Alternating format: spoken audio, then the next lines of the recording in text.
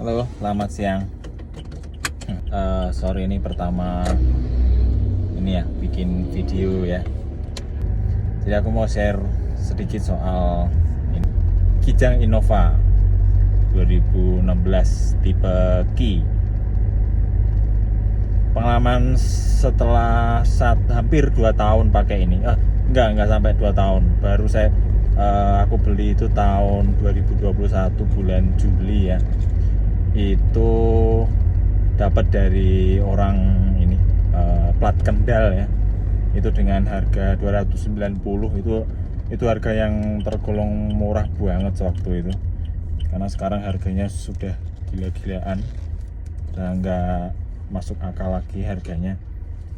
Nah ini aku mau sharing, siapa tahu teman-teman yang lagi mau cari-cari Innova ya, Innova 2015 akhir sampai 2021 ya, yang sebelum Zenix ini nanti.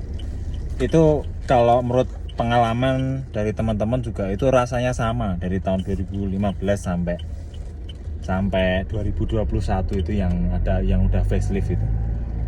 Jadi kalau menurutku, kalau misalnya budget kalian nggak sampai ya taruhlah 300 lebih dikit atau bisa kurang dikit gitu, ambil yang 2017 itu sudah enak banget sih, itu sama kayak ini. Aku mau sharing soal apa namanya, pemakaian sehari-hari ya. Sebenarnya mobil ini nggak dipakai sehari-hari, cuma kalau hampir setiap minggu itu kan dipakai buat kerja ya sama istri gitu, ngantar istriku kebetulan make up artist gitu ya. Nah itu mobil ini memang badak banget sih memang. Jadi dipakai misalnya nih dari ngejob gitu ya, mulai berangkat pagi sampai siang gitu, bolak-balik sana sini, entah itu dalam kota atau luar kota, itu mobilnya enak banget sih memang. Terus konsumsi bahan bakarnya juga irit ya kan. Waktu itu pernah ke ini ya, ke luar kota itu dari Demak itu paling PP itu kalau solar yang sewaktu harganya 55 ribuan itu PP cuma 100 ribu. 2 kali PP ya, 2 kali PP, karena Salatiga, Demak, terus Demak pulang lagi, terus siangnya jam 11 aku jemput lagi, itu isi 100 ribu masih. Jadi kalau misalnya dari Demak PP Salatiga 2 kali itu hanya 100 ribu. Udah tenaganya dapat, BBM-nya murah ya kan. Nah, kalau misalnya diisi solar ya, enggak, lebih ke konsumsinya irit gitu. Terus biaya perawatan juga ya, kalau misalnya untuk mobil ukuran ini ya memang segitulah. Jadi kalau misalnya dulu pas waktu awal habis beli itu aku masukkan ke ini ya, ke bengkel resmi, ke Nasmoko itu. Begitu servis memang oli dan segala macam aku minta ganti, jadi habisnya tuh cukup lumayan, 3.700.000-an gitulah. Tapi setelah sekarang, dari semenjak beli sampai sekarang itu baru servis 2 kali. Yang terakhir itu aku bawa servis ke teman sendiri, tapi dia itu ini ya, pegawai, salah satu karyawan di bengkel resmi juga. Itu cuma habis 1.300.000 ya, tapi filter solar bawa sendiri. 1.300.000 itu sudah servis ganti oli. Terus pernah itu habis servis yang terakhir itu ya, itu tuh ini mobil kalau misalnya servis itu setiap 10.000 km itu baru servis ya. Itu servisnya meliputi ganti oli, sama berhubung ini pakainya solar, jadi aku ganti filter solarnya juga. Tapi kalau misalnya filter solar itu aku belinya lewat toko hijau ya, toko hijau atau toko oren gitu, yang genuine ya. Itu di harga kurang lebih 500-an lah.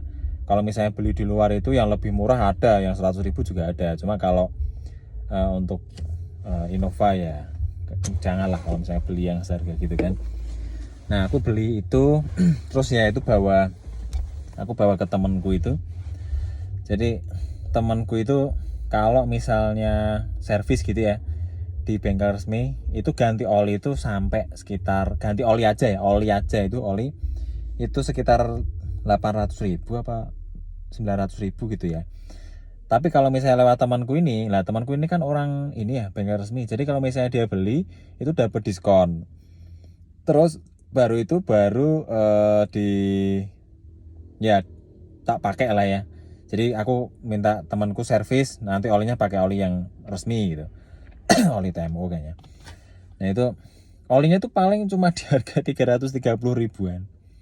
Terus ongkos temenku itu sekitar 500.000 itu sih, 500.000 terus ditambah apalagi gitu ya. Itu totalnya sekitar habis 1.300.000 kalau nggak salah ya. Paling kalau misalnya melenceng-melenceng 100.000-an lah. 100.000 itu paling lebih murah lagi. Habis servis tak bawa ke Bandung. Tak bawa ke Bandung itu dari Salatiga ke Bandung itu tuh sekali jalan minumnya solar ya, solar yang 5.000 itu solarnya paling habis 175.000. 175.000 itu lewatnya full tol terus exit di Kertajati itu 175.000, pulangnya pun juga kurang lebih sekitar segituan lah. Jadi ada pengalaman teman pakai SL7 itu sekali jalan pakai Pertalite ya itu 250.000. Waktu itu aku pakai sendiri ya, nggak banyak penumpangnya, itu paling nggak ada, sekitar ada 3 kalau nggak salah. Itu aku jalannya lebih santai, lebih pelan gitu, 150.000 dapat sampai Bandung gitu, lewat Cikampek malah. Yang kemarin itu aku sama keluarga kan, keluarga semua di bawah, jadi ya bebannya besar ya, jadi lebih boros juga pastinya. Kemudian aku mau sharing lagi soal biaya balik nama sama pajaknya ya. Jadi kalau misalnya sebelumnya itu plat itu dari Kendal ya, pemilik yang lama itu kayaknya seorang perwira sih, karena ada rotornya ya. Balik nama beli bulan Juli ya, itu aku balik nama bulan Maret itu sekitar habis 11 juta lewat temanku ya. Jadi aku punya temen itu orang lantas juga, lantas di Ungaran gitu. Aku minta bantu untuk cabut berkas di Kendal, itu habisnya sekitar 1.800.000-an lah. Itu kalau misalnya diurus sendiri bisa lebih murah, paling cuma 1 jutaan ya. Mungkin kalau misalnya teman-teman tahu bisa komen-komen juga berapanya kalau misalnya urus sendiri ya. Nah terus dikasih saran dari temanku itu, kalau yang di Salatiga pas waktu masukin ke Salatiga mutasinya itu urus sendiri aja. Tapi kalau misalnya urus yang lain, diuruskan yang lain itu masuknya tetap ke biru, jadinya lebih mahal. Lebih mahalnya tuh cukup jauh lah, terpaut sampai 600.000-an kan, lumayan tuh. Itu aku urus sendiri, dapatnya pas waktu masuk itu harga di 8,5 juta lah, 8,5 juta. Terus ditambah biaya lain-lain itu kalau di total sekitar 10.800.000-an lah kurang lebih gitu ya. Ya itulah sama bensin sama ngasih temenku lebih kan, jadinya ya 11 itulah. Nah itu untuk balik namanya. Terus kalau biaya ini ya STN perpanjang STNK pajaknya per tahun itu di harga 5.400.000. Ya teman-teman di daerah lain bisa jadi lebih mahal, bisa jadi lebih murah ya. Tapi kalau untuk Salatiga kayaknya cukup mahal. Dulu pas waktu sebelum membeli Ki itu mau beli yang V. Cuma kalau pakai V ya sebenarnya kalau antara V dengan Ki itu kan lebih ke multimedia ya. Kalau Ki itu kan ada aksen-aksen wood panelnya gitu kan. Kalau V kan nggak ada waktu yang di tahun lama ya, tahun 2016 ini. Kalau misalnya V 2019 kan udah pakai panel wood yang kayu-kayu gitu kan. Nah kalau misalnya Ki itu aku saya beli yang ini sih Ki itu kelebihannya dia cukup langka ya, cukup langka karena waktu itu di tahun 2016 kan ya adanya G sama V Ki gitu kan. karena Q itu harganya cukup mahal, makanya mungkin banyak yang belinya di V ya.